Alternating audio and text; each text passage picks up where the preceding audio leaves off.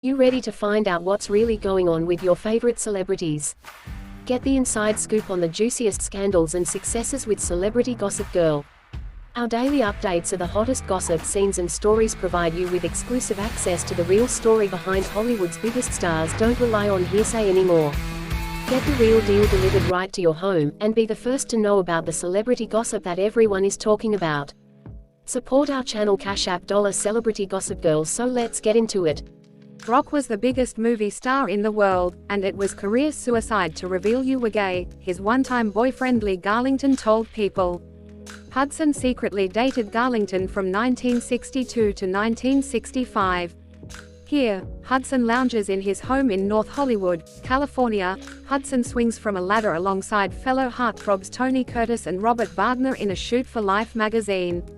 "He was one of the most handsome men I have met in my life," said Yannou Collet, his former French publicist. Collet would later handle the press frenzy when Hudson collapsed in his Paris apartment in 1985 toward the end of his battle with AIDS. The actor in Giant with Elizabeth Taylor and James Dean in Marfa, Texas. According to his former business manager Wallace Sheft, Hudson once drank margaritas for God knows how many hours with Elizabeth one night during the shoot. The next morning they were both blurry-eyed and couldn't say one line. The director George Stevens told them it was a fantastic performance. Taylor visits Rock Hudson on the set of Something of Value with her son. At the time, Hudson was married to Phyllis Gates, his wife from 1955 to 1958. "He told me it was set up by his agent," said Garlington. "She was a lesbian. He called me Eunice," said his longtime friend Doris Day, pictured here with Hudson on the set of 1959's Pillow Talk. He'd holler, "Eunice, I'll be over in a minute with a donut." "We had a marvelous time. When you met him, the sexuality was unbelievable. Just to be in his company, there is an aura about some people when they come into a room, and he had that aura," said casting agent Esther Shapiro, who later cast Hudson in Dynasty. Here, Hudson poses flirtatiously with friend Marilyn Monroe at the 1962 Golden Globe Awards. Hudson enjoys a drink with Garlington at a bar in New Orleans. "Nobody in his right mind came out in those days," Garlington, now 83, told People. "We all pretended to be straight. When Rock and I went to a premiere together, we each had our own date."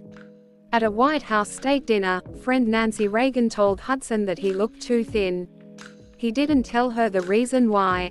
Hudson hadn't yet received a diagnosis, but his health had already started to deteriorate. That June, immunologist Drive. Michael Gottlieb received a call from a patient who wanted to avoid publicity.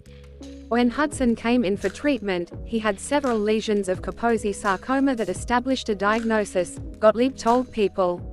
"There wasn't much we could do. Within a week he prepared several letters to past sexual partners. He said, 'I wanted to do the right thing.'"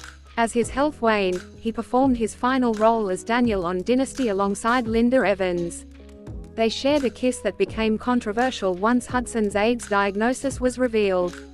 Hudson kept his illness secret from all but a few friends. "I didn't know he was sick until I read it in the papers." Rumors about his condition began to spread on July 15, 1985, when Hudson appeared on the Doris Day show looking gaunt and frail. "When I first met him, I never could have imagined he would be the pivotal person in the history of AIDS epidemic, the single most influential patient ever," Day told People.